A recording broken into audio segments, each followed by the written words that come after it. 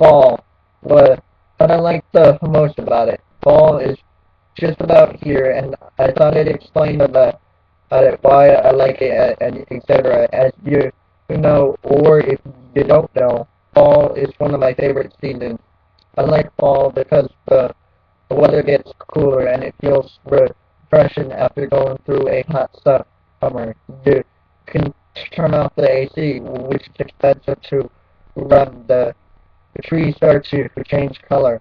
I love seeing all the fall colors, especially the reds, which is my favorite color. It's nice to be able to wake up in the morning and say to yourself, I don't need to worry about it being hot today. I can wear basically anything that I want. Fall also means that different looks. People are wearing lots of different things that they don't wear during the summer. It also means it's closer to the shorter days of the year.